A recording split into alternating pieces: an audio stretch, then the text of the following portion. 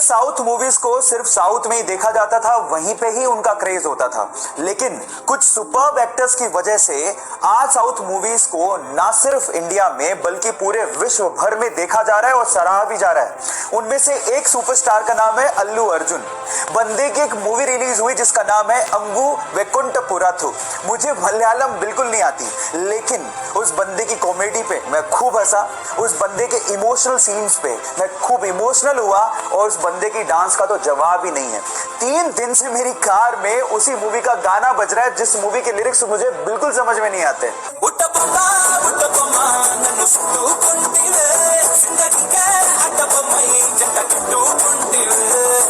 देख रहे हो, मतलब ये क्रेज है उस बंदे का। सो अल्लू अर्जुन, जिसे हम स्टाइलिश स्टार भी कहते हैं, उस बंदे के लिए एक हार्ट तो बनता है। येस बैंक के साथ जो हुआ उस चक्कर में फोन पे ऐप फंस गया, क्योंकि उनके ज्यादातर ट्रांजैक्शन येस बैंक के साथ होते थे। अब 6 मार्च को अचानक से फोन पे ऐप ठप पड़ गया, जिसकी वजह से लोगों को परेशानी हुई।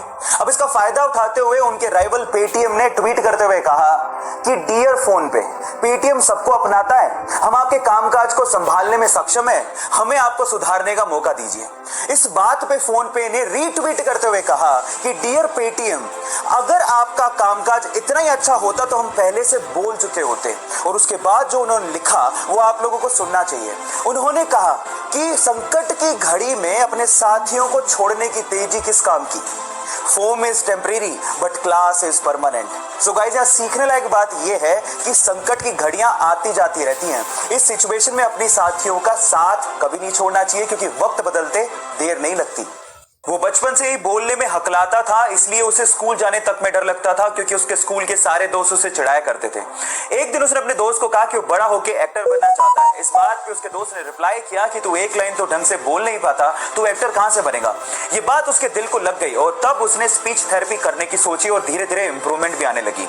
इसके एक्टर बनने की बात उसके डायरेक्टर पिता को भी पता थी, लेकिन वो इस पक्ष में नहीं थे। लेकिन एक दिन पिताजी जब कहो ना प्यारे की स्क्रिप्ट लेके शाहरुख खान के पास गए तो उसने उसे करने से मना कर दिया। आनंद फानन में उन्होंने अपने बेटे को लॉन्च करने की सोची और जब 2000 में कहो ना प्यारे रिलीज हुई तो ये लड़का रातों रात स्टार बन गया। Yes guys, I am talking about Asia's handsome hunk, most superb dancer and most superb actor Hrithik Roshan. Guys, difficulties हर किसी की लाइफ में आती हैं, लेकिन उसे फेस करने वाला ही सुपरस्टार बनता है। जब वो मात्र 14 साल का था तो उसके माता पिता का डिवोर्स हो गया। उसके बाद उसकी मां को और उसे बहुत ज्यादा परेशानियों का सामना करना पड़ा। जहां घर का खर्च निकालने के लिए उसकी मां को दूसरों के यहाँ काम करना पड़ा, वहीं उसे भी घर घर जाकर, बसों में जाकर स्कूली सामान बेचना पड़ा और छोटा मोटा पार्ट टाइम जॉब भी करना पड़ा। इस वजह से उसकी पढ़ाई भी बीच में छूट गई। उसने कॉलेज ड्रॉप आउट तो कर दिया था, लेकिन सीखना नहीं छोड़ा था। पार्ट टाइम जॉब करते करते उसने वेब डिजाइनिंग सीखी और उसमें अपना करियर बनाने की सोची। बहुत सारी असफलताओं के बाद भी उसने हार नहीं मानी और फाइनली आज वो बंदा ज्ञानी पंडित जैसी वेबसाइट्स का मालिक है और बहुत सारे विजिटर्स उसकी साइट्स पर विजिट करते हैं। इनफैक्ट गूगल ने कम से कम 3 से 4 बार उसे अपने प्रोग्राम्स में इनवाइट भी किया है। महाराष्ट्र के छोटे से शहर अकोला से निकले मयूर खरपकार के लिए एक हार्ट तो बनता है। चाइना में 11 साल का बच्चा था जिसका नाम था लियांग याओई।